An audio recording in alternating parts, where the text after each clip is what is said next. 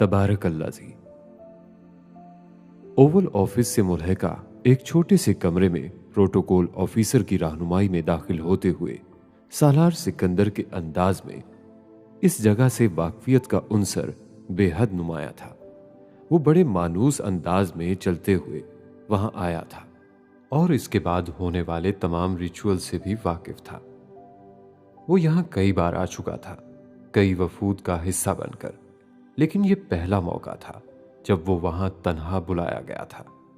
उसे बिठाने के बाद वो ऑफिसर अंदरूनी दरवाजे से गायब हो गया था। वो 15 मिनट की एक मुलाकात थी जिसके अहम नक्कात वो इस वक्त जहन में दोहरा रहा था। वो अमेरिका के कई सदूर से मिल चुका था, लेकिन वो सदर जिससे वो इस वक्त मिलने आया था खास था, कई हवालों से। वॉल क्लॉक पर अभी 9:55 हुए थे। सदर के अंदर आने में 5 मिनट बाकी थे। इससे पहले 9:56 पे एक वेटर उसको पानी पेश करके गया था। उसने ग्लास उठाकर रख दिया था। 9:57 पे एक और अटेंडेंट उसे कॉफी सर्व करने आया था। उसने मना कर दिया। 9:59 पे ओवल ऑफिस का दरवाजा खुला और सदर की आमद का ऐलान हुआ। सालार उठ खड़ा हुआ। ओवल ऑफिस के दरवाजे से इस कमरे में आने वाला सदर अमेरिका की तारीख का कमजोर तरीन सदर था। वो 2030 का अमेरिका था, बेशुमार अंदरूनी और बैरूनी मसाइल से दो चार एक कमजोर मुल्क, जिसकी कुछ रियासतों में इस वक्त खाना जंगी जारी थी, कुछ में नस्ली फसादात, और उन सब में अमेरिका का वो पहला सदर था जिसकी काबीना और थिंक टैंक्स में मुसलमानों और यहूदियों की तादाद अब बराबर हो चुकी थी। उसकी पॉलिसीज के साथ साथ गवर्नमेंट भी अंदरूनी खलफशार का शिकार थी, लेकिन ये वो मसाइल नहीं थे जिनकी वजह से अमेरिका का सदर उससे मुलाकात कर रहा था। अमेरिका अपनी तारीख के सबसे बड़े मालियाती बैंकिंग बहरान के दौरान अपनी बैनुल-अक़वामी पोजीशन और साख को बचाने के लिए सरतोड़ कोशिश कर रहा था, और SIF सरबराह से वो मुलाकात इन्हीं कोशिशों का एक हिस्सा थी। इन आईनी तरामीम के बाद जो अमेरिका को अपने मुल्क की हैसियत को मुकम्मल तौर पर डूबने से बचाने के लिए करनी पड़ी थी। अपनी तारीख के इससे बड़े मालियाती बहरान में जब अमेरिका की स्टॉक एक्सचेंज क्रैश कर गई थी, उसके बड़े मालियाती इदारे दिवालिया हो रहे थे, डॉलर की वैल्यू को किसी एक जगह रोकना मुश्किल हो गया था, और मुसलसल गिरती हुई अपनी करेंसी को इस्तेहकाम देने के लिए अमेरिका को 3 महीने के दौरान 3 बार उसकी वैल्यू खुद कम करनी पड़ी थी। सिर्फ एक इदारा था जो इस मालियाती बहरान को झेल गया था। लड़खड़ाने के बावजूद वो अमेरिका के बड़े मालियाती इदारों की तरह जमीन बोस नहीं हुआ था। ना ही उसने डाउन साइजिंग की थी, ना बेल आउट पैकेजेस मांगे थे, और वो SIF था। 15 साल में वो एक बैनुल-अक़वामी मालियाती इदारे के तौर पर अपनी शानदार साख और नाम बना चुका था, और अमेरिका बहुत से दूसरे छोटे मुल्कों में वो बहुत से छोटे बड़े इदारों को जम करके अपनी छतरी तले ला चुका था, और वो छतरी मगरबी मालियाती इदारों की शदीद मुखासिमत और मगरबी हुकूमतों के सख्त तरीन इम्तियाजी कवानीन के बावजूद फैलती चली गई थी।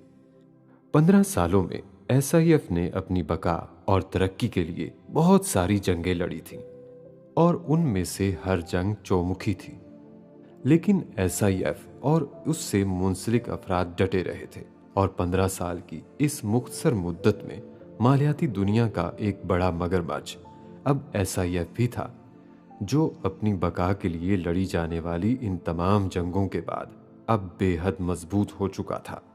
यूरोप और एशिया इसकी बड़ी मार्केटें थीं, लेकिन ये अफ्रीका था जिस पर SIF मुकम्मल तौर पर काबिज था। वो अफ्रीका जिसमें कोई गोरा 2030 में SIF के बगैर कोई मालियाती ट्रांजैक्शन करने का तसव्वुर भी नहीं कर सकता था। अफ्रीका एसआईएफ के हाथ में नहीं था, सालार सिकंदर के हाथ में था, जिसे अफ्रीका और उसके लीडर्स नाम और चेहरे से पहचानते थे। पिछले 15 सालों में सिर्फ सालार का इदारा वो वाहिद इदारा था जो अफ्रीका के कई ममालिक में बदतरीन खाना जंगी के दौरान भी काम करता रहा था, और इससे मुंसलिक वहां काम करने वाले सब अफ्रीकी थे और एसआईएफ के मिशन स्टेटमेंट पर यकीन रखने वाले, जो ये जानते थे जो कुछ एसआईएफ उनके लिए कर रहा था और कर सकता था वो दुनिया का कोई और मालियाती इदारा नहीं कर सकता था। एसआईएफ अफ्रीका में इब्तदाई दौर में कई बार नुकसान उठाने के बावजूद वहां से निकला नहीं था। वो वहीं जमा और डटा रहा था, और इसकी वहां बका की बुनियादी वजह सूद से पाक वो मालियाती निज़ाम था जो वहां की मुकामी सनतों और सनतकारों को न सिर्फ सूद से पाक कर्जे दे रहा था, बल्कि उन्हें अपने वसाइल से इस इंडस्ट्री को खड़ा करने में इंसानी वसाइल भी फराहम कर रहा था। पिछले 15 सालों में एसआईएफ की अफ्रीका में तरक्की की शरह एक स्टेज पर इतनी बढ़ गई थी कि बहुत से दूसरे मालियाती इदारों को अफ्रीका में अपना वजूद कायम रखने के लिए एसआईएफ का सहारा लेना पड़ा था। सालार सिकंदर स्याफामों की दुनिया का बेताज बादशाह था और उसकी ये पहचान बैनुल-अक़वामी थी। अफ्रीका के मालियाती निज़ाम की कुंजी एसआईएफ के पास थी, और सालार सिकंदर के उस दिन व्हाइट हाउस में बैठे होने की एक वजह यह भी थी, अमेरिका वर्ल्ड बैंक को दिए जाने वाले फंड्स में अपना हिस्सा अदा करने के काबिल नहीं रहा था, और वर्ल्ड बैंक को फंड्स की फराहमी में नाकाम रहने के बाद उससे सरकारी तौर पर अलहदगी इख्तियार कर रहा था। वर्ल्ड बैंक इससे पहले ही एक मालियाती इदारे के तौर पर बुरी तरह लड़खड़ा रहा था। ये सिर्फ अमेरिका नहीं था जो मालियाती बहरान का शिकार था, दुनिया के बहुत से दूसरे ममालिक भी इसी कसाद बाजारी का शिकार थे, और इस अफरा तफरी में हर एक को सिर्फ अपने मुल्क की मईशत की परवाह थी। अक़वाम मुत्तहिदा से मुंसलिक वर्ल्ड बैंक और आईएमएफ जैसे इदारों के जरिए तरक्की पजीर ममालिक की इक्तसादियात पर काबिज रहना अब ना सिर्फ नामुमकिन हो गया था, बल्कि दुनिया के तरक्की याफ्ता ममालिक में आए हुए मालियाती बहरान के बाद अब ये बेकार भी हो गया था। वर्ल्ड बैंक अब वो सफ़ेद हाथी था जिससे वो सारी इस्तेमारी कुव्वतें जान छुड़ाना चाहती थीं और कई जान छुड़ा चुकी थीं। अक़वाम मुत्तहिदा का वो चार्टर जो अपने मेंबरान को वर्ल्ड बैंक के इदारे को फंड्स फराहम करने का पाबंद करता था, अब मेंबरान के अदम ताउन और अदम दिलचस्पी के बायस कागज़ के एक पुर्जे से ज़्यादा अहमियत नहीं रखता था। अक़वाम मुत्तहिदा अब वो इदारा नहीं रहा था जो बैनुल-अक़वामी बरादरी में सैकड़ों सालों से चले आने वाले एक ही मालियाती निज़ाम में पिरोए रहने पर मजबूर कर सकता। दुनिया बदल चुकी थी और घड़ी की सुइयों की रफ्तार के साथ मजीद बदलती जा रही थी, और इस रफ्तार को रोकने की एक आखिरी कोशिश के लिए अमेरिका के सदर ने एसआईएफ के सरबराह को वहां बुलाया था। इवान हॉकिंस ने अंदर दाखिल होते हुए अपने इस पुराने हरीफ को एक खैर मकदमी मुस्कुराहट देने की कोशिश की जो उसके इस्तकबाल के लिए मुअद्दबाना और बेहद बावकार अंदाज में खड़ा था। सियासत में आने से पहले इवान एक बड़े मालियाती इदारे का सरबराह रह चुका था। सालार सिकंदर के साथ उसकी सालों पुरानी वाकफियत भी थी और रकाबत भी। एसआईएफ ने अमेरिका में अपनी तारीख का पहला बड़ा इंजमाम उसके इदारे को खाकर किया था, और इस इंजमाम के बाद इवान को उसके ओहदे से फारिग कर दिया गया था। वो आज अमेरिका का सदर था, लेकिन वो नाकामी और बदनामी आज भी उसके रिकॉर्ड में एक दाग के तौर पर मौजूद थी। ये ईवान की बदकिस्मती थी कि इतने सालों के बाद वो उसी पुराने हरीफ की मदद लेने पर एक बार फिर मजबूर हुआ था। वो उसके दौरे सदारत में उसे धूल चटाने आन पहुंचा था। ये उसके एहसासात थे, सालार के नहीं। वो वहां किसी और एजेंडे के साथ आया था, उसका जहन कहीं और फंसा हुआ था। सालार सिकंदर चेहरे पर एक गर्मजोश मुस्कुराहट का नकाब चढ़ाए इवान ने सालार का इस्तकबाल तेज रफ्तारी से उसकी तरफ बढ़ते हुए यूं किया था जैसे वो हरीफ नहीं रहे थे, बेहतरीन दोस्त थे जो व्हाइट हाउस में नहीं किसी गोल्फ कोर्स पर मिल रहे थे। सालार ने उसकी खैर मकदमी मुस्कुराहट का जवाब इतनी ही खुशदिली के साथ मुसाफहा करते हुए दिया था। दोनों के दरमियान रस्मी कलिमात का तबादला हुआ। मौसम के बारे में एक आध बात हुई जो अच्छा था और इसके बाद दोनों अपनी अपनी नशिस्त संभाल कर बैठ गए थे। वो 1-on-1 मुलाकात थी। कमरे के दरवाजे अब बंद हो चुके थे और वहां उन दोनों का स्टाफ नहीं था। और उस 1-on-1 मुलाकात के बाद उन दोनों की एक मुश्तरका प्रेस कॉन्फ्रेंस थी जिसके लिए इस कमरे से कुछ फासले पर एक और कमरे में बैठे दुनिया भर के सहाफ़ी बेताबी से मुंतजिर थे। इस मुलाकात से पहले उन दोनों की टीम के अफराद कई बार आपस में मिल चुके थे। एक फ्रेमवर्क वो डिस्कस भी कर चुके थे और तैयार भी। अब इस मुलाकात के बाद बाज़ाब्ता तौर पर वो दोनों वो ऐलान करते जिसकी भनक मीडिया को पहले ही मिल चुकी थी। अमेरिका अब वर्ल्ड बैंक के जरिए नहीं, SIF के जरिए दुनिया के तरक्की पजीर ममालिक में घुसना चाहता था, खास तौर पर अफ्रीका में, और इसके लिए वो वर्ल्ड बैंक से बाज़ाब्ता अलहदगी इख्तियार कर रहा था। मगर उसके सामने मसला सिर्फ एक था, अमेरिका का एजेंडा SIF के एजेंडे से मुख्तलिफ था। और इस मुलाकात में सालार सिकंदर को गैर रस्मी अंदाज में आखिरी बार इन अमरीकी मफादात के तहफ़्फ़ुज़ की याद दहानी करवाई थी। अमेरिका SIF की टीम के बहुत सारे मुतालबात मानकर इस फ्रेमवर्क पर तैयार हुआ था। ये वो अमेरिका नहीं रहा था जो बंदूक की नोक पर किसी से कुछ भी करवा सकता था। ये इंतशार का शिकार एक खोखला होता हुआ मुल्क था जो बात सुनता था, मुतालबात मानता था और अपनी पोजीशन से पीछे हट जाता था या फिर आखिरी हरबे के तौर पर अपने मफादात की खातिर वो करता था जो इस बार भी उस मीटिंग के अच्छे या बुरे नतीजे के साथ पहले से मशरूत था। मीटिंग का नतीजा वैसा ही निकला था जैसी ईवान को तवक्को थी। सालार सिकंदर को SIF के एजेंडे के हवाले से कोई इबहाम नहीं था, ना ही अमरीकी हुकूमत के एजेंडे के हवाले से। वो अमरीकी हुकूमत की मदद करने पर तैयार था इस फ्रेमवर्क के तहत जो उसकी टीम ने तैयार किया था, लेकिन SIF को अमरीका का तर्जुमान बनाने पर तैयार नहीं था। उसने ईवान की तजवीज़ को शुक्रिया के साथ रद्द कर दिया था। दो मगरमच्छों के दरमियान दुश्मनी हो सकती थी, दोस्ती नहीं, मगर दुश्मनी के साथ भी वो एक ही पानी में रह सकते थे, बड़े मोहतात और पुरअमन तरीके से, अपनी अपनी हदूद में। और उसने ईवान को भी यही मशवरा दिया था जिससे ईवान ने इत्तफाक किया था।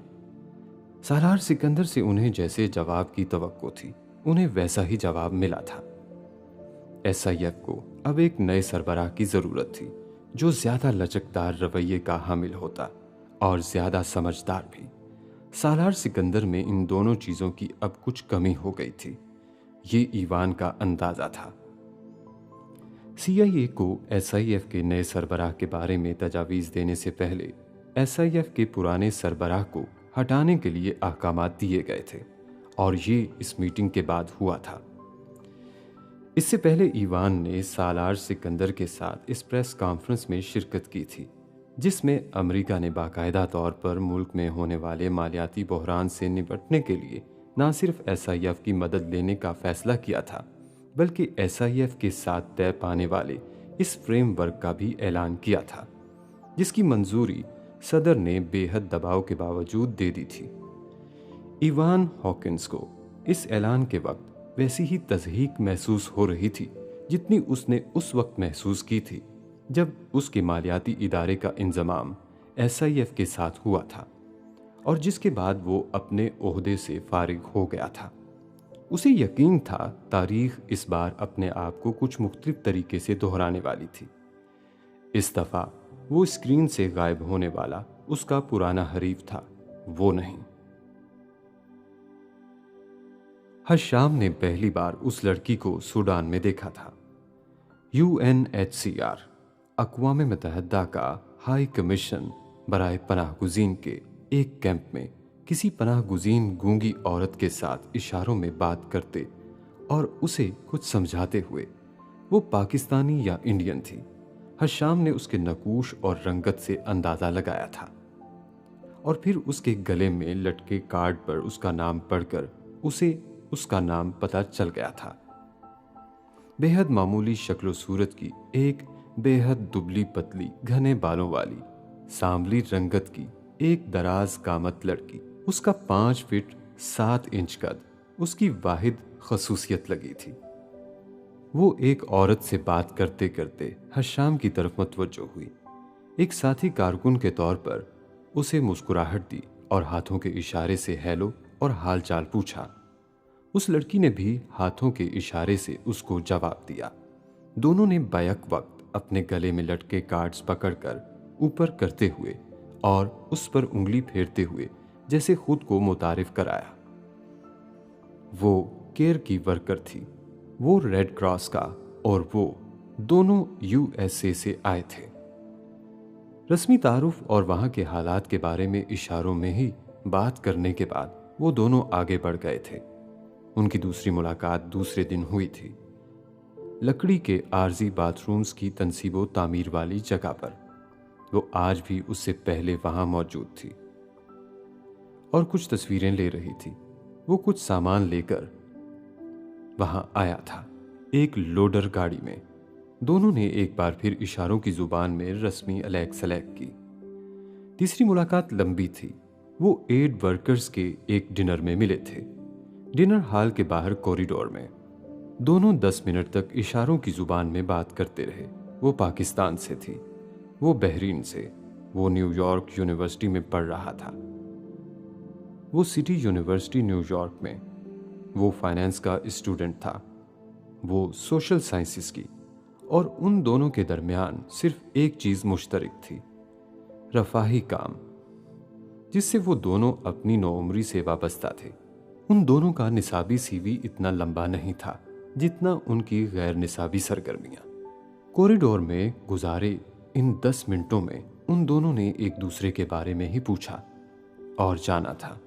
इशारों की जुबान में सवालात बहुत तफसीली नहीं थे, लेकिन हशाम का दिल चाहा था कि वो उससे और भी सवाल करता। वो कुव्वत गोयाई रखती तो वो कर ही लेता। उसके साथ खड़े उसने सोचा था। वो उसे इस शाम इतनी ही दिलचस्प लगी थी और इससे पहले कि वो दोनों हमेशा की तरह मिलकर आगे बढ़ जाते। उस कॉरिडोर से बहुत सारे गुजरने वाले एड वर्कर्स में एक जो उन दोनों को जानता था, उसने उन्हें बुलंद आवाज में दूर से मुखातिब करते हुए हेलो कहा और साथ हाल अहवाल दरियाफ्त किया। वो दोनों बैक वक्त उसकी तरफ मतवज्जो हुए। उन्होंने बैक वक्त उसकी हेलो का जवाब देते हुए जवाबन उसकी खैरियत दरियाफ्त की और फिर दोनों ने बैक वक्त करंट खाकर एक दूसरे को देखा, गुंग होकर। और फिर दोनों कहकहा लगाकर हंसे थे और हंसते ही गए थे, सुर्ख होते हुए चेहरे के साथ। अपनी शर्मिंदगी छुपाने के लिए उनके पास इससे अच्छा तरीका कोई और नहीं था उस वक्त। उन दोनों का पहला तारुफ खामोशी ने कराया था और वो खामोशी हमेशा उनके हर जज्बे की आवाज बनी रही। वो जैसे उनका सबसे दिलचस्प खेल था। जब एक दूसरे से कुछ भी खास कहना होता तो इशारों की जुबान में बात करने लगते, हंसते, खिलखिलाते, बूझते, भटकते, समझते। क्या खेल था। वो इस वक्त यूनिवर्सिटी में नौवारद थे। हशाम को हैरत थी उनकी मुलाकात इससे पहले क्यों नहीं हुई। वो दोनों एक जैसी रफाही एजेंसियों के साथ काम कर रहे थे, लेकिन इससे पहले वो सिर्फ अमेरिका के अंदर ही तूफानों और सैलाबों के दौरान होने वाले रिलीफ वर्क से मुंसलिक रहे थे। ये पहला मौका था कि वो दोनों अमेरिका से बाहर होने वाले किसी रिलीफ कैंप में हिस्सा लेने के लिए गए थे। न्यूयॉर्क वापसी के बाद भी उन दोनों का राब्ता आपस में ख़त्म नहीं हुआ था। वो मुख्तलिफ यूनिवर्सिटीज़ में होने के बावजूद वो एक दूसरे से वक्तन फ़वक्तन मुख्तलिफ सोशल इवेंट्स में मिलते रहते थे। क्योंकि दोनों मुसलमान तलबा की तंजीम से भी वाबस्ता थे। और फिर ये राब्ता वक्तन फ़वक्तन इन सोशल इवेंट से हटकर भी होने लगा। वो दोनों एक दूसरे की फैमिली से भी मिल चुके थे और अब बहुत बाकायदगी से मिलने लगे थे। दोनों के वालिद एक दूसरे को बहुत अच्छी तरह जानते थे। हशाम अमेरिका में बहरीन के सफ़ीर का बेटा था और बहरीन के सफारत खाने में होने वाली अक्सर महफिलों में उसे भी मदऊ किया जाता था। उसकी माँ एक फ़लस्तीनी निज़ाद और डॉक्टर थी और उसका बाप अमेरिका के अलावा बहुत से यूरोपियन ममालिक में बहरीन की नुमाइंदगी कर चुका था। 2 बहन भाइयों में वो बड़ा था और उसकी बहन अभी हाई स्कूल में थी। रफ़ाही कामों में दिलचस्पी हशाम को अपनी माँ से विरासत में मिली थी, जो हशाम के बाप से शादी से पहले रेड क्रॉस उसके साथ मुंसलिक थी और फ़लस्तीन में होने वाले रिलीफ कैंपों में अक्सर इन इमदादी टीमों के साथ जाती थी जो अमेरिका से जाती थी। शादी के बाद उसका वो काम सिर्फ फंड्स इकट्ठे करने और अतियात तक महदूद रह गया था, मगर हशाम ने अपनी माँ फातिमा से ये शौक़ विरासत में लिया था और वक्त गुजरने के साथ साथ वो शौक़ बढ़ता ही गया था। उस लड़की से मिलने के बाद उसे अपना शौक़ और जुनून बहुत कम और कमतर लगा था। वो अपनी कम उम्री में जिन रफ़ाही प्रोग्रामों के साथ मुंसलिक रही थी, बहुत कम ऐसा हुआ था कि रिलीफ ऑपरेशन के बाद बेहतरीन खिदमात का सर्टिफिकेट हासिल करने वालों में उसका नाम ना होता।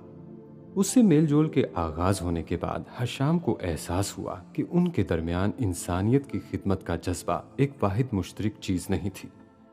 और भी बहुत सी दिलचस्पियाँ मुश्तरका थीं, और सिर्फ दिलचस्पियाँ और मशागिल ही नहीं, खसूसियात भी। दोनों किताबें पढ़ने के शौकीन थे और बहुत ज़्यादा।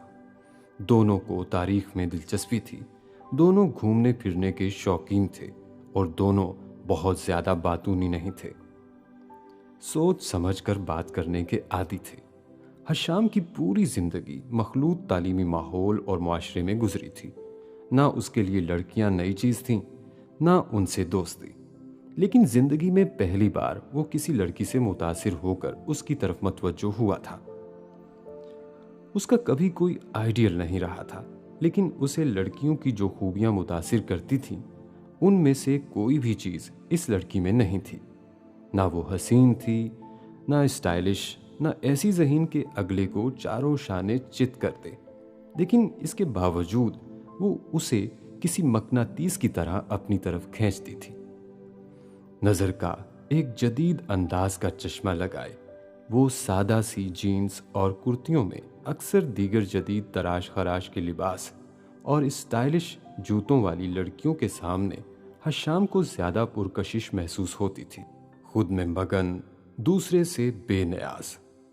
कॉलर्ड कुर्तियों और शर्ट्स में सर के बाल जूड़े की शक्ल में बांधे अपनी लंबी पतली गर्दन को किसी राजहंस की तरह लहराती वो हमेशा उसे फ़ोन या टैबलेट हाथ में पकड़े अपने हाल में मगन मिलती थी। इन बहुत सी दूसरी लड़कियों के बरक्स जो उसे देखते ही उसकी तरफ मतवज्जो हो जाती थी। हशाम अरब था, औरत की अदाओं से बखूबी वाकिफ होने के बावजूद अदाओं ही से घायल होने वाला, लेकिन उस लड़की के पास कोई अदा सिरे से थी ही नहीं। इसके बावजूद भी वो घायल हो रहा था। मेरे मुआशरे में अगर मर्द किसी औरत के साथ कहीं जाए तो खाने का बिल वो देता है, औरत नहीं। हशाम ने पहली बार उसे बाहर खाने की दावत दी थी और बिल की अदायगी के वक्त उसे पर्स निकालते देखकर उसने बड़ी संजीदगी से रोकते हुए कहा था। वो जवाबन मुस्कुराते हुए पर्स से कुछ नोट निकालते हुए उससे बोली, और मेरे बाप ने मुझसे कहा था कि अपने बाप और भाई के अलावा किसी भी मर्द के साथ खाना खाते हुए अपना बिल खुद देना, ये तुम्हें हर खुशफहमी और उसे हर गलतफहमी से दूर रखेगा, इसलिए ये मेरे हिस्सा का बिल। उसने नोट मेज पर रखते हुए हशाम से कहा था। मुस्कुराई वो अब भी थी। हशाम चंद लम्हों के लिए लाजवाब हुआ था। वो बड़ा महंगा रेस्टोरेंट था जहां वो उसे लेकर आया था, और वो जब भी किसी लड़की को वहां लाकर बिल खुद अदा करता था तो उसे उस लड़की की तरफ से बेहद नाज भरा और मस्नूई हैरत और गर्मजोशी से भरपूर शुक्रिया वसूल होता था, मगर आज कुछ खिलाफे तवक्को चीज हो गई थी। रेस्टोरेंट महंगा था, मैं इसलिए कह रहा था। वो जुमला हशाम को अकेले में भी दांत पीसने पर मजबूर करता रहा था। उसने जिंदगी भर कभी किसी औरत को ऐसी तवज्जो नहीं दी थी। शुक्रिया, लेकिन मैं बहुत अमीर हूं, उस लड़की ने जवाबन मुस्कुराते हुए उससे कहा। इसका मतलब है तुम मेरा बिल भी दे सकती हो। पता नहीं उसने ये क्यों कहा। बिल नहीं दे सकती, लेकिन बिल देने के लिए उधार दे सकती हूं, वो जवाबन उससे बोली। तो मेहरबानी करो और दे दो, हशाम ने इसी रवानी से कहा। वो पहली बार उलझी, उसे देखा, फिर उसने अपने पर्स से बिल की बकाया रकम निकालकर उसकी तरफ बढ़ाई। हशाम ने वो रकम पकड़कर बिल रखकर उसे तय करते हुए वेटर की तरफ बढ़ा दिया। उस लड़की ने इतनी देर में अपना बैग खोल लिया।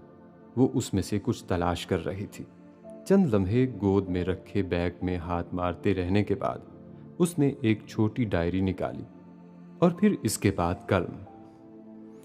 मेज पर डायरी रखकर उसने इस डायरी में इस रकम का इंदराज किया जो उसने कुछ देर पहले हशाम को उधार दी थी। फिर उसने कलम और डायरी दोनों हशाम की तरफ बढ़ाए। उसने कुछ हैरान होकर दोनों चीजें पकड़ी और फिर उससे कहा, यह क्या है? लेकिन सवाल के साथ ही उसे पहली नजर डायरी पर डालते ही जवाब मिल गया था। वो उसके दस्तखत इस रकम के सामने चाहती थी जहां उसने उधार दी जाने वाली रकम लिखी थी। वो चंद लम्हों के लिए उसकी शक्ल देखकर रह गया। वो अब अपने ग्लासेस उतारकर उन्हें साफ करते हुए दोबारा लगा रही थी, मामूल की तरह खुद में महव और उसे नजरअंदाज किए, यूं जैसे ये सब रोजमर्रा की बात थी। हशाम ने कलम संभाल कर दस्तखत करने से पहले डायरी के सफ़े पलटकर बड़े तजस्सुस से लेकिन महजूज होने वाले अंदाज में देखा। वहां छोटी बड़ी रकमों की एक कितार थी और लेने वाला सिर्फ एक ही शख्स था जिसका नाम नहीं था, सिर्फ दस्तखत थे मुख्तलिफ तारीखों के साथ। लेकिन कहीं भी अदाई वाले हिस्से में किसी एक रकम की भी अदाई नहीं की गई थी। मुझे अंदाजा नहीं था तुम इतनी हिसाब किताब रखने वाली हो, हर चीज का हिसाब रखती हो। डायरी पर दस्तखत करते हुए हशाम कहे बगैर नहीं रह सका। अगर मैं लिखूंगी नहीं तो भूल जाऊंगी और मामलात में तो शफाफियत जरूरी होती है, उस लड़की ने जवाबन इत्मीनान के साथ कहा। वो अब उससे डायरी और कलम लेकर वापस अपने बैग में रख चुकी थी। डायरी से तो लगता है तुम वाकई बहुत अमीर हो, इतनी दरियादिली से किसको कर्ज दे रही हो? टेबल से उठते हुए हशाम ने उसको कुरेदा। वो बात गोल कर गई। उनके दरमियान इतनी बेतकल्लुफी नहीं थी कि वो उसे ज्यादा कुरेदता, मगर इस डायरी में किए हुए इस आदमी के दस्तखत उसे याद रह गए थे। वो इस दस्तखत के अंदाज से इतना तो अंदाजा लगा ही चुका था कि वो किसी मर्द के दस्तखत थे। एक हफ्ते बाद उसने उस लड़की को वो कर्ज वापस करते हुए उसकी डायरी में अदाई के हिस्से में अपना दस्तखत अदाशुदा की तहरीर के साथ करते हुए एक बार फिर से डायरी उलट पलट कर देखी। वो डायरी इस साल की थी और साल के शुरू से इस महीने तक किसी सफ़े पर कोई अदाई नहीं थी, लेकिन उधार लेने की रफ्तार में तसलसल था, छोटी बड़ी रकमें, लेकिन लातादाद बार। इस साल तुम्हें कोई उधार वापस करने वाला मैं पहला शख्स हूं, हशाम ने जैसे बड़े फखरिया अंदाज में कहा। उसने मुस्कुराकर उससे डायरी और नोट दोबारा वापस लिए। नोटों को हशाम के सामने गिना, अपने पर्स से चंद छोटे नोट निकालकर हशाम को वापस किए, क्योंकि उसने बड़े नोटों में रकम वापस की थी और उसके कुछ पैसे बच रहे थे। छोड़ो, इसे रहने दो। हशाम ने नोट वापस देने की कोशिश की। इतनी बड़ी रकम नहीं है ये, उसने जैसे लापरवाही से कहा। कॉफी का एक कप और एक डोनट आ सकता है, एक वेफल आइसक्रीम आ सकती है या एक बर्गर, उसने बड़े इत्मीनान से जवाबन कहा। वो हंसा। तुम वाकई जरूरत से ज्यादा हिसाब किताब करती हो। मेरी माँ कहती है पैसा मुश्किल से कमाया जाता है और इसकी कदर करते हुए इसे खर्च करना चाहिए। उसने जैसे एक बार फिर हशाम को लाजवाब किया था, जरा सी शर्मिंदगी दिखाए बगैर। इस तरह तो तुम वाकई बहुत अमीर हो जाओगी, हशाम ने उसे छेड़ा। इंशाअल्लाह, उसने जवाबन इतने इत्मीनान से कहा कि हशाम को हंसी आ गई थी। हंसने के बाद हशाम को एहसास हुआ कि यह मुनासिब नहीं था, क्योंकि वो इसी तरह संजीदा थी। तुम्हें बुरा तो नहीं लगा? उसने कुछ संभलते हुए उससे पूछा। क्या? मेरा हंसना? नहीं, मुझे क्यों बुरा लगेगा? तुम क्या मुझ पर हंसे थे? हशाम ने सर खुजाया। लड़की सीधी थी, सवाल टेढ़ा था। ये जिसको इतने उधार देती रही हो, ये कौन है? उसने भी उससे एक टेढ़ा सवाल किया था। है कोई? वो एक बार फिर नाम गोल कर गई। तुम नाम बताना नहीं चाहती? वो कहे बगैर नहीं रह सका। हाँ। वो चंद लम्हों के लिए चुप रहा, फिर उसने कहा, बहुत ज्यादा कर्ज नहीं हो गया उसके सर? उसकी सुई अब भी वहीं अटकी हुई थी। मैं उसे इनकार नहीं कर सकती। हशाम अजीब तरह से बेचैन हुआ। पैसे के मामले में किसी पर एतबार नहीं करना चाहिए। शायद जिंदगी में पहली बार उसने किसी को ऐसा मशवरा दिया था। पैसे ही नहीं, मैं हर मामले में एतमाद करती हूं उस पर, उसने बड़े आराम से कहा था। हशाम की समझ में नहीं आया कि वो उससे क्या कहे। वो उनकी दोस्ती का आगाज था और वो एक दूसरे की जातियात में दखल अंदाजी नहीं कर सकते थे। उनके दरमियान बेतकल्लुफी नहीं थी। उस शख्स का तारुफ भी हशाम से बहुत जल्द हो गया था। तालियों की गूंज ने हुमैन सिकंदर की तकरीर के तसलसल को एक बार फिर तोड़ा था। रोस्ट्रम के पास खड़े चंद लम्हों के लिए रुककर उसने तालियों के इस शोर के थमने का इंतजार किया। वो MIT के ग्रेजुएटिंग स्टूडेंट्स का इज्तिमा था और वो वहां आगाज करने वाले मुकर्रर के तौर पर बुलाया गया था। पिछले साल वो MIT के ग्रेजुएटिंग स्टूडेंट्स में शामिल था। सेलोन स्कूल ऑफ मैनेजमेंट से इम्तियाजी कामयाबी के साथ निकलने वालों में से एक, और इस साल वो यहाँ ग्रेजुएटिंग स्टूडेंट से खिताब कर रहा था।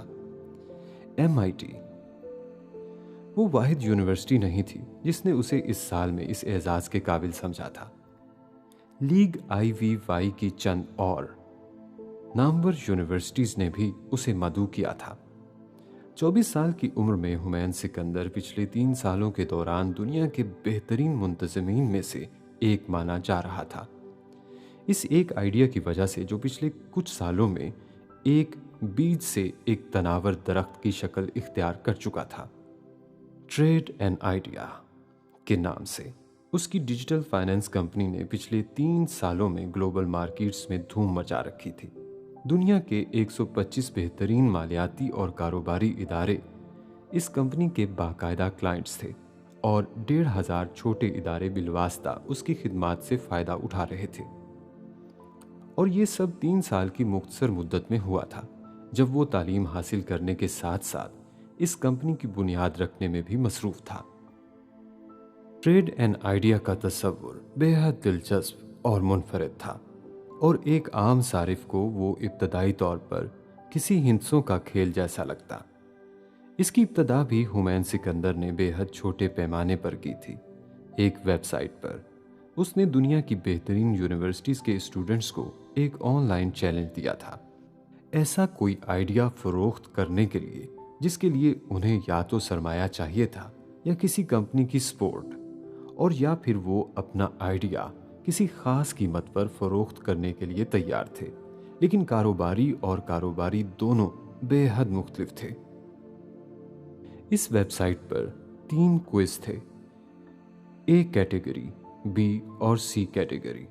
हर क्विज में 20 सवालात थे और वेबसाइट पर रजिस्ट्रेशन के लिए एक पासवर्ड ज़रूरी था जो इस क्विज में कामयाब होने के बाद भेजा जाता, और वही नंबर उसका कारोबार करने वाली आईडी थी।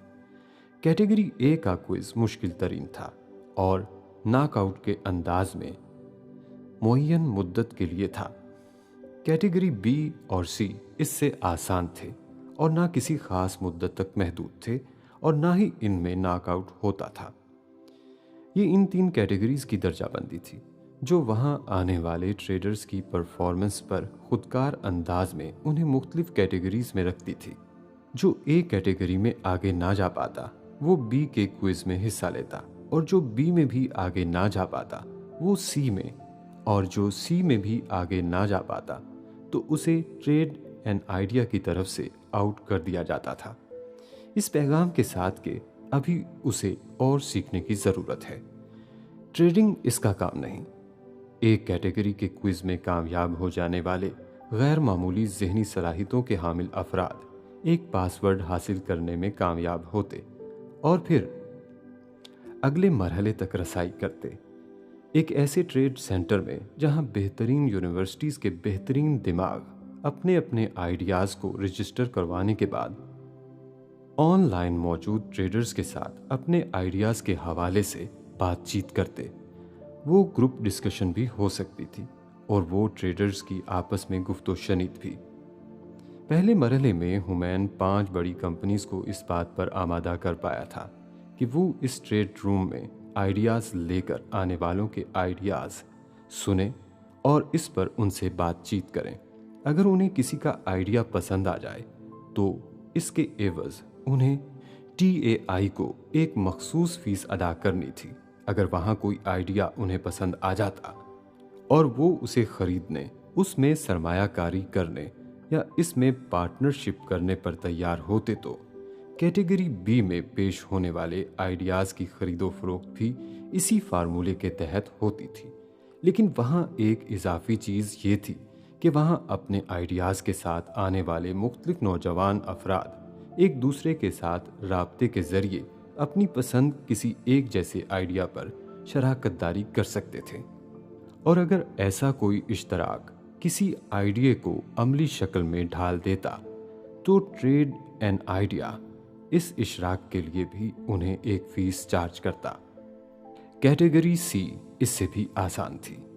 वहाँ कारोबार के लिए आने वाले ट्रेडर्स अपने आइडियाज़ को बार्टर भी कर सकते थे, यानी किसी भी ट्रेडर्स को अगर दूसरे का आइडिया पसंद आता और वो उसे नकद से खरीदने की अहलियत ना रखता हो तो फिर वो इस आइडिया के बदले कुछ और खिदमात, महारत या प्रोजेक्ट उसे पेश कर सकता था। वो एक बुनियादी सा फार्मूला था जो हुमैन ने सिर्फ जहानत को कैश करने की बुनियाद पर निकाला था और अप्लाई किया था। पहली बार उसकी क्लाइंट बनने वाली 5 में से 3 कंपनीज को वहां पहले महीने में 3 ऐसे आइडियाज़ पसंद आ गए थे जिनके फरोख्त कुनिंदगान को उन्होंने हायर कर लिया था। 3 साल पहले क्लाइंट्स और ट्रेडर्स की एक महदूद तादाद से शुरू होने वाली कंपनी अब इन इब्तदाई कारोबार से बहुत आगे बढ़ चुकी थी।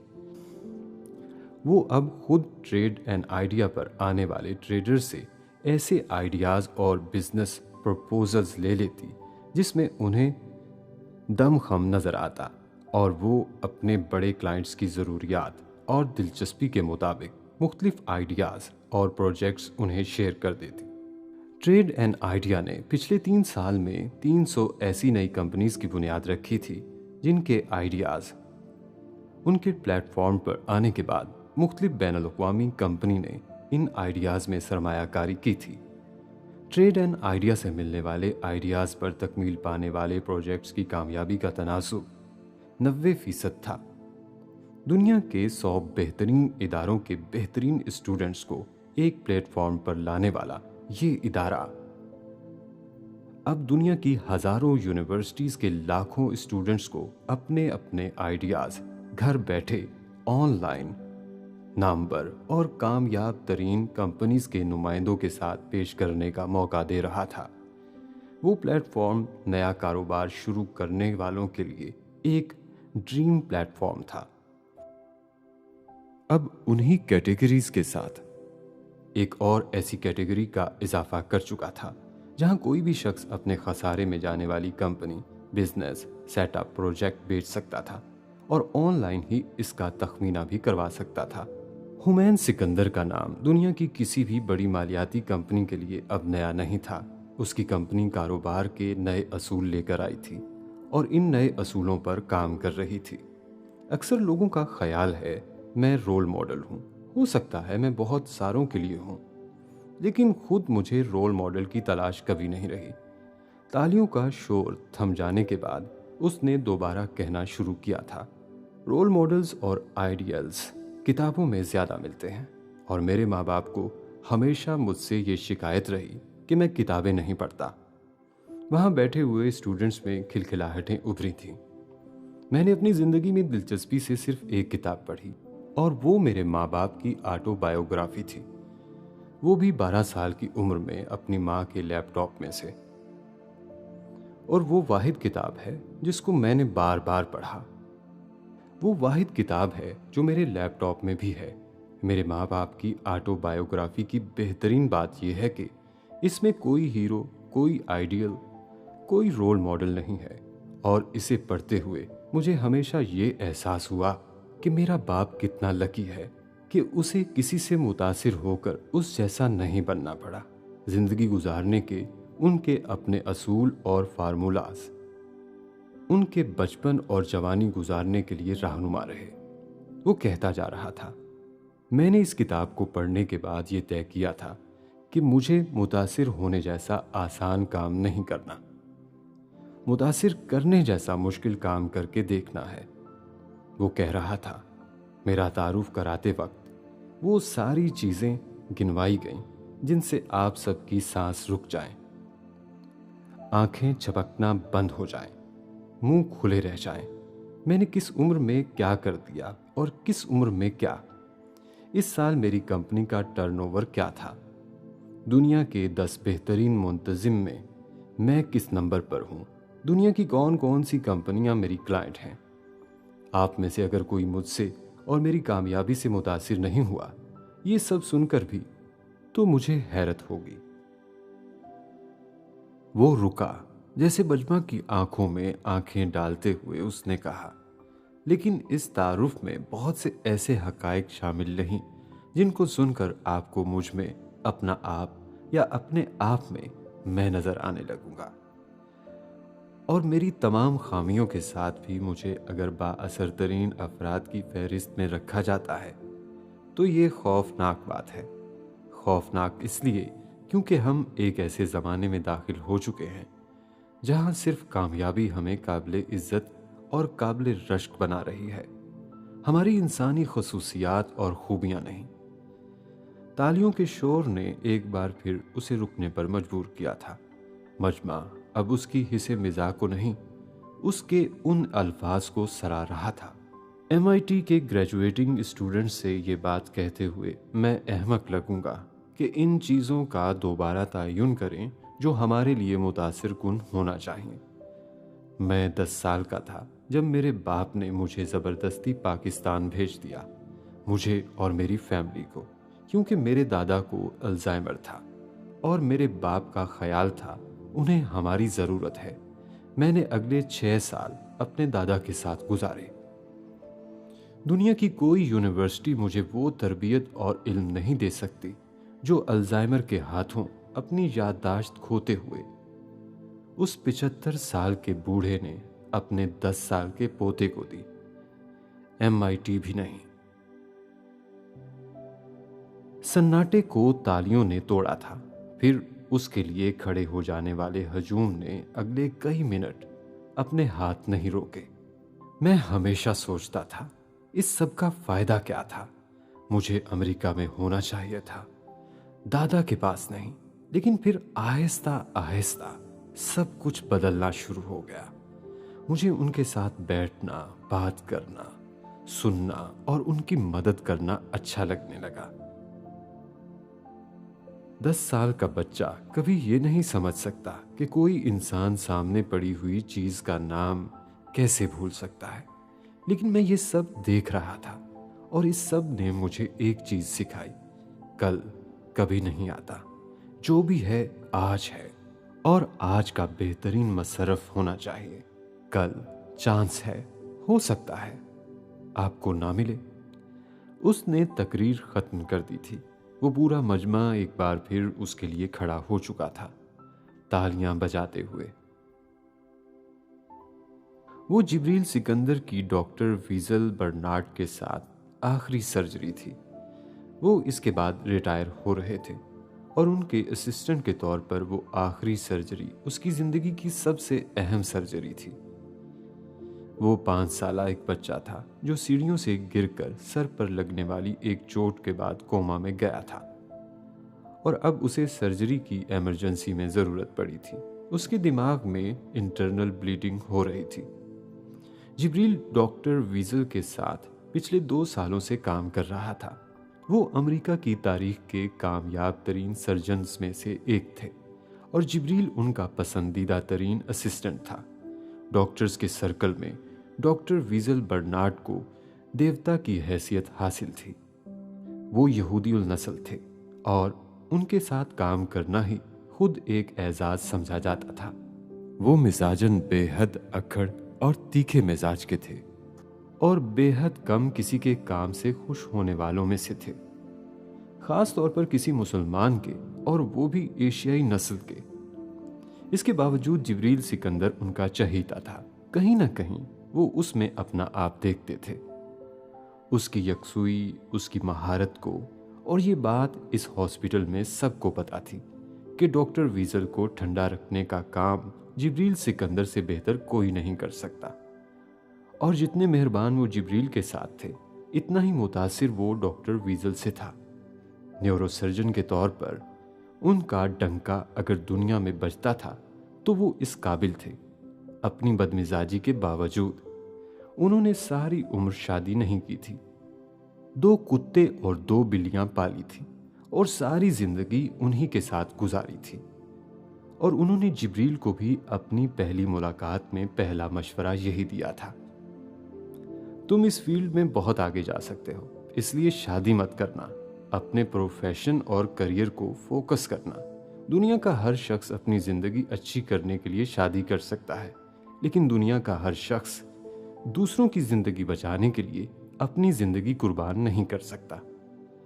उन्होंने जिब्रील को नसीहत की थी जो उसने मुस्कुराकर सुनी थी, और अब इतना अरसा उनके साथ गुजारने के बाद वो डॉक्टर वीजल के मिजाज को बखूबी समझ और पढ़ सकता था। तुम्हारा हाथ मसीहा का हाथ है, क्योंकि तुम अच्छे माँ बाप का खून रगों में लिए हुए हो और कुरान के हाफिज हो। अपनी इस मसीहाई की हिफाजत करना। उन्होंने चंद दिन पहले उसके अपार्टमेंट पर उसके साथ खाना खाते हुए कहा था, जो उसकी तरफ से उनके लिए एक अलविदाई डिनर था। वो उनकी बात पर हैरान रह गया था। वो एक बेहद मुतासिब और कट्टर किस्म के यहूदी थे। उनकी जुबान से कुरान हिफ्ज करने को मसीहाई से जोड़ना जिब्रील के लिए नाकाबिले यकीन था, और उसके चेहरे और आंखों की हैरानी ने जैसे उसके ताज्जुब को उन तक भी पहुंचाया था। बुरे मुसलमान बुरे लगते हैं, अच्छे नहीं, वो कहकर अपनी ही बात पर खुद हंसे थे। आपसे बहुत कुछ सीखा है मैंने। जिब्रील ने भी उन्हें खिराजे तहसीन पेश करना चाहा था। उन्होंने टोकते हुए कहा, मैं ना भी होता तो भी तुम सीखते। मुझे खुशी है कि मुझे भी अपनी जिंदगी के आखिरी सालों में तुम्हारे साथ काम करने का मौका मिला। उन्होंने जवाबन उससे कहा। डॉक्टर वीजल की शख्सियत के इस पहलू की झलक सिर्फ जिब्रील ने देखी थी, और कोई कभी मरकर भी यकीन नहीं कर सकता था कि वो किसी के लिए इतने मेहरबान हो सकते थे। जिब्रील को उनके साथ काम करना कभी मुश्किल नहीं लगा था, लेकिन अब उनके जाने के बाद वो खुद एक सर्जन के तौर पर अपने करियर का आगाज करने जा रहा था। ऑपरेशन टेबल पर लेटे हुए उस बच्चे के दिमाग का ऑपरेशन करते हुए वो डॉक्टर वीजल के बिल्कुल बराबर में खड़ा था। वो हमेशा की तरह गपशप कर रहे थे अपने तवील मेडिकल करियर के हवाले से। जब उनकी गुफ्तगू में पहली बार जिब्रील ने कुछ उदासी महसूस की थी, फिर उसने डॉक्टर वीजल को औजार से उस बच्चे के दिमाग में ब्लीडिंग रोकने के लिए एक और जगह पर कट लगाते देखा। सेकंड के 1000वें हिस्से में जिब्रील को कुछ खटका था। वो उनका हाथ चलते देख रहा था, लेकिन उसे लगा था कुछ गलती हुई थी। उसका एहसास ठीक था, वो बच्चा होश में नहीं आ सका था। डॉक्टर वीजल के प्रोफेशनल करियर की आखिरी सर्जरी नाकाम रही थी। आयशा आबदीन ने अपनी इकलौती औलाद खो दी थी। हम कहीं मिल सकते हैं? स्क्रीन चमकी। कहाँ? तहरीर उभरी। जहां भी तुम्हें आसानी हो मैं आ जाऊंगा। जवाब आया। अच्छा सोचती हूं, लफ्जों ने कहा। कब तक बताओगी? इश्तियाक से पूछा गया। कुछ दिनों तक, तामुल से कहा गया। मैं इंतजार करूंगा, वादे की तरह दोहराया गया। जानती हूं, यकीन दिलाया गया। और फिर आगे कुछ भी नहीं था। यूं जैसे कोई पहाड़ आ गया हो, या फिर खाई के ना लफ्ज रहे हो ना वक्त। इनाया ने अपने फोन पर उंगलियों से स्क्रॉल करते हुए इन मैसेजेस के थ्रेड को देखा, फिर पढ़ा। यूं जैसे पहली बार इस गुफ्तगू को पढ़ रही हो, यूं जैसे वो गुफ्तगू पहली बार हुई हो। उसकी मखरूती खूबसूरत दूधिया उंगलियां फोन की स्क्रीन पर नहीं, जैसे इन लफ्जों पर फिसल रही थी।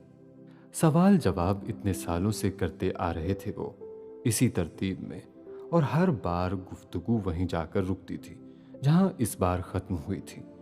इससे आगे के सवालों जवाब दोनों के पास नहीं थे, या शायद हिम्मत नहीं थी कि इससे आगे वो कुछ पूछते।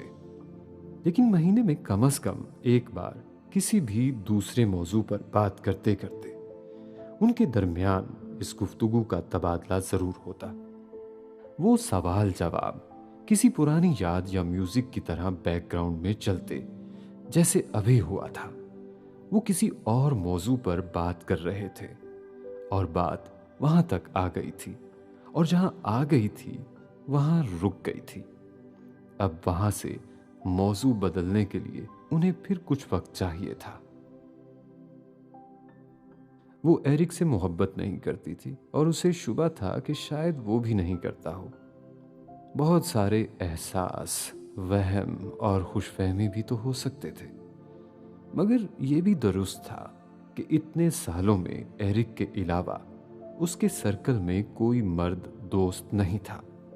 अमेरिका, पाकिस्तान, दोनों जगह, स्कूल, कॉलेज, किसी भी जगह इनाया किसी लड़के को अपना दोस्त नहीं बना सकती थी। ना वो इतनी बेतकल्लुफी का मुजाहरा कर सकती थी, और ना उसे ऐसी किसी दोस्ती की जरूरत महसूस होती थी। एरिक भी ऐसा ही था, और ये ज्यादा हैरानी की बात थी क्योंकि वो अमेरिका में रहता था, जहां तर्ज जिंदगी बहुत मुख्तलिफ था। इसके बावजूद इनाया की तरह वो भी रिजर्व था, और जब वो इनाया से कहता था कि उसकी कोई गर्लफ्रेंड नहीं, तो इनाया को यकीन होता था कि ऐसा ही है। और अगर वो ये कहता था कि अगर उसकी पिछले कई सालों से किसी लड़की के साथ दोस्ती है भी, तो वो इनाया है, तो उसे इस पर भी यकीन था। इस दोस्ती के बावजूद दोनों के दरमियान बेतकल्लुफी नहीं थी। शायद इसकी वजह फासला था, या कल्चर, या इनाया का वो मिजाज जिससे एरिक बाखूबी वाकिफ था। इतने सालों के बाद भी तकरीबन हर रोज ईमेल, मैसेजेस या फोन के जरिए एक दूसरे से हर वक्त राब्ते में रहने के बावजूद उनके दरमियान होने वाली गुफ्तगू मखसूस मौजुआत के गिर्द घूमती थी। कभी भी वो सिर्फ मैं और तुम पर नहीं गए थे, और ये दोनों की तरफ से की जाने वाली शौरी कोशिशों का नतीजा था। इनाया 1 महीना पहले रिहाइश के लिए अमेरिका आई थी, और चाहने के बावजूद उसने एरिक को ये नहीं बताया था। बताने का फायदा ही नहीं, नुकसान था। पता नहीं क्यों उसे ये खदशा था कि उसके अमेरिका आ जाने पर वो उससे मिलने की पूरी कोशिश करेगा, और ये उसके लिए इसलिए बहुत आसान होता क्योंकि वो हुमैन और जिब्रील के साथ मुसलसल राब्ते में था। इनाया उन दोनों से ये कह चुकी थी कि वो उसके अमेरिका आने के बारे में एरिक से कुछ नहीं कहें। उन दोनों ने उससे कोई सवाल नहीं पूछा था। एरिक, जिसे उनकी फैमिली के लिए एक ऐसी खुली हकीकत था जिससे सब आंखें चुराना चाहते थे लेकिन चुरा नहीं पाते। एरिक बहुत अरसा पहले उसके और इमामा के दरमियान जेरे बहस आ चुका था। इनाया जान चुकी थी वहां उसके लिए कोई मुस्तकबिल नहीं था। इस शादी में क्या इश्यूज थे और क्या खदशात, क्या अंदेशे थे और क्या मसाइल। इनाया आंखें बंद करके रटे रटाए अंदाज में गिनवा सकती थी, क्योंकि उसने ये सब कुछ इमामा से लातादाद बार सुना था और उसने इमामा की ख्वाहिश का एहतराम किया था। उसने आहिस्ता आहिस्ता एरिक से दूर हो जाने की कोशिश की थी। इसके बावजूद कि इमामा ने उसे कभी एरिक से कता ताल्लुक करने के लिए नहीं कहा था, लेकिन इनाया का ख्याल था उसे ये आदत बदल देनी चाहिए, जो दोनों के लिए एक स्टेज पर आकर आज़ार बन सकती थी। वो दोनों ज़्यादातर ईमेल्स और टेक्स्ट मैसेजेस के ज़रिए राब्ते में रहे थे। इनाया ने कोशिश की थी ये राब्ता कम होना चाहिए। तालीमी मसरूफियात, प्रोफेशनल जिम्मेदारियां उसके पास बेहतरीन बहानों के तौर पर मौजूद थे, लेकिन इसके बावजूद एरिक से उसका राबिता टूट नहीं सका और ये कमाल एरिक का था। वो जुड़ा रहा था। उसकी बेएतनाई, बेरुखी, सर्दमहरी के बावजूद, यहाँ तक कि इनाया को शदीद किस्म की नदामत होने लगी थी। पता नहीं इस शख्स में इतनी बर्दाश्त और तहम्मुल कैसे था कि वो अपने आप को नज़रअंदाज किए जाने और कम अहमियत पाने पर भी कोई एतराज़, कोई एहतजाज नहीं करता था। इससे ये नहीं पूछता था कि उसे बैठे बिठाए कामों का ढेर अभी क्यों याद आने लगा था, और ना ही ये कि वो खुद भी डॉक्टर था। इससे ज़्यादा मसरूफ़ था तो कम से कम वो प्रोफेशनल मसरूफियात का बहाना उसके सामने पेश ना करे। वो हफ्तों उसकी किसी ईमेल, किसी मैसेज का जवाब दिए बगैर गायब रहती और वो फिर भी उसको टेक्स्ट मैसेजेस के ज़रिए अपना हाल अहवाल, अपनी मसरूफियात के बारे में बताता रहता, और फिर वो कई दिनों बाद उसके भेजे हुए किसी न किसी टेक्स्ट, किसी न किसी ईमेल का जवाब देने पर मजबूर हो जाती और वो अपनी गैर हाजिरी का जो भी बहाना बनाती वो बगैर बहस के कबूल कर लेता, चाहे वो कितना ही नाकाबिले यकीन क्यों ना होता। और उसकी ये कबूलियत जैसे उसके एहसासे जुर्म को और बढ़ा रही थी। वो बचपन में ऐसा नहीं था जैसा बड़ा होकर हो गया था। इतने सालों में इनाया में इतनी तब्दीलियां नहीं आई थी जितनी एरिक में आई थी, और उसकी बहुत सी दूसरी वजूहात के अलावा एक बुनियादी वजह उसका कबूल इस्लाम भी था। वो 18 साल की उम्र में एरिक से अब्दुल्ला हो गया था, लेकिन वो आज भी अपने सोशल सर्कल में एरिक कहलाता था या फिर एरिक अब्दुल्ला। उन लोगों के अमेरिका से आ जाने के बाद भी एरिक से राब्ते में रहा था। वो उसे भी ईमेल करता था और इमामा को भी, और उसकी हर ईमेल इमामा को जैसे एक याद दहानी की तरह लगती थी। हालांकि उसकी ईमेल्स में रस्मी गुफ्तगू के सिवा कुछ नहीं होता था। वो भी मेडिसन में ही रेजिडेंसी कर रहा था, इनाया की तरह। उनके प्रोफेशन ने 2 मुख्तलिफ मुल्कों में रहते हुए भी उन दोनों को बड़े अजीब अंदाज में एक दूसरे से बांधे रखा था। उसने किंग एडवर्ड से पढ़ा था, उसने एरिज़ोना से। उसे आई सर्जन बनना था, एरिक को हार्ट।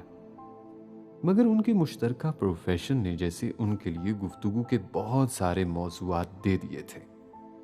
कबूल इस्लाम के बाद यूनिवर्सिटी में ग्रेजुएशन के दौरान वो चंद साल तक गर्मियों में पाकिस्तान आता रहा था, लेकिन एक बार मेडिकल में जाने के बाद वो आना जाना ख़त्म हो गया था। इमामा इस बात पर खुश हुई थी। वो कभी भी उसे पाकिस्तान आने से मना नहीं कर सकती थी, क्योंकि सालार समेत फैमिली के किसी भी शख्स को एरिक के पाकिस्तान आने पर एतराज़ नहीं था और वो उसे मना करके उसका दिल नहीं तोड़ना चाहती थी। लेकिन इस तरह उसका हर साल उनके पास आना इमामा के खदशात बढ़ाता रहा था, और जिस साल पहली बार उसने पाकिस्तान ना आने के बारे में उन्हें इतला दी थी, इमामा ने जैसे सुकून का सांस लिया था। उसे यकीन था वो अब अपनी जिंदगी की नई मसरूफियात में सब कुछ भूल जाने वाला था। कुछ ऐसा ही इनाया ने भी सोचा था। उसे भी लगा था एरिक बदल जाएगा और वो उसके लिए ज़हनी तौर पर तैयार थी। मेडिकल की तालीम मुश्किल थी, फिर अब उसकी ज़िंदगी में और लोग आ रहे थे। वो उनके खानदान को और उसे अगर भूल भी जाता तो उसके लिए नॉर्मल होता, हल्की कसक और गिले के बावजूद। लेकिन ऐसा नहीं हुआ था। उसने पाकिस्तान आना छोड़ा था, उनसे राब्ता खत्म नहीं किया था, और इस ताल्लुक और राब्ते के बावजूद उन दोनों के दरमियान एतराफ या इजहार का कोई कमजोर लम्हा नहीं आया था। उसे बार बार ये एहसास होता था कि वो उसके लिए स्पेशल थी, लेकिन ये जुमला उसने कभी उसकी जुबान से नहीं सुना था, और ये शायद बहुत अच्छा ही था। ताल्लुक खत्म करते हुए गिले और शिकायतें कुछ कम रहती, तकलीफ भी। ये इनाया सिकंदर का ख्याल था। उसके लिए अब रिश्ते देखे जा रहे थे। हम पल्ला लोगों को मुंतखब करने की कोशिशें हो रही थी। उसे अंदाजा था उसकी रेजिडेंसी के दौरान ही उसकी मंगनी या शायद शादी हो जाए, और वो उसके लिए अपने आप को ज़हनी तौर पर तैयार करते हुए इन फैमिलीज और लड़कों से भी मिल रही थी जिनसे उसका रिश्ता तय पाने का इम्कान था। और इस सब कुछ के दरमियान एरिक अब्दुल्ला वहीं का वहीं खड़ा था। ना वो जिंदगी से जाता था, ना दिल से, ना दिमाग से। उस दिन भी उन दोनों के दरमियान एक चैटिंग ऐप पर मामूल के मैसेजेस का तबादला हो रहा था। वो उसे अपने हॉस्पिटल का कोई मसला बता रहा था, और उसने जवाबन बड़ी रवानी से अपने हॉस्पिटल का नाम बताते हुए वहां किसी मसले का जिक्र किया, और सेंड का बटन दबाते हुए बेइख्तियार अपनी गलती पर पछताई। उसका टेक्स्ट अब फोन की स्क्रीन पर नमूदार हो चुका था, और उसे यकीन था एरिक अब्दुल्ला इतना कुन ज़हन नहीं था कि वो इस जुमले को नज़रअंदाज करके गुजर जाता। उसके जुमले के बाद बहुत देर तक दूसरी तरफ से कोई जवाब नहीं आया था, यूं जैसे वहां सब कुछ साकित हो गया था।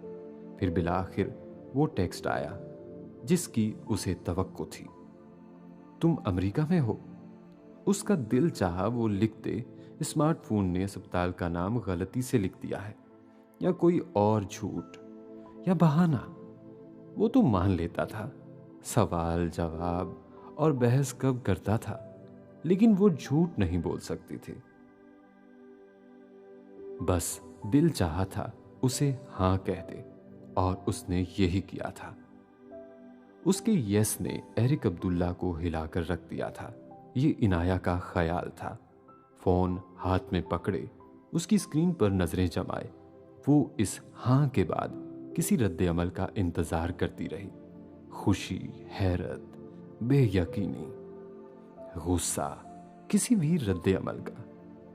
वो ऑनलाइन था और वहां सकूत था, ऐसा सकता और सकून कि एक लम्हा के लिए इनाया को डर लगा। उसने हेलो लिखकर उसे जैसे इस सकते से झंझोड़ने की कोशिश की थी। तुमने मुझे बताया नहीं। दूसरी तरफ से उसकी तहरीर उभरी थी। इस बार खामोशी इनाया की तरफ से छाई थी। वो 101 बहाने बना सकती थी, लेकिन एक भी बहाना बनाना नहीं चाहती थी। उन दोनों के दरमियान शायद अब वो लम्हा आ गया था जब उसे साफ गोई का मुजाहरा करना चाहिए था। तुम मुझसे मिलने के लिए कहते हो, मैं मिलना नहीं चाहती थी इसलिए। दूसरी तरफ बहुत लंबी खामोशी छाई थी, इस बार इतनी ही लंबी जितना इनाया तवक्को कर रही थी। All right. फिर स्क्रीन चमकी और बुझ गई। वो ऐसे ही करता था, बहस करता ही नहीं था, गुस्सा दिखाता ही नहीं था, झगड़ा उसके बस की बात नहीं थी। वो इसी तरह हथियार डालने वाले अंदाज में बात किया करता था। एक लम्हा के लिए इनाया को गुस्सा आया कि वो खामखा एहसासे नदामत लेकर बैठी थी। अच्छा है साफ साफ कह दिया, और ना मिलने से उसे फर्क क्या पड़ता था। वो वैसे भी 2 मुख्तलिफ रियासतों में थे, मिलने के लिए भी उन्हें छुट्टियों का इंतज़ार करना पड़ता। वो सोच रही थी, साथ ही अपने आप को तौजीहात भी दे रही थी।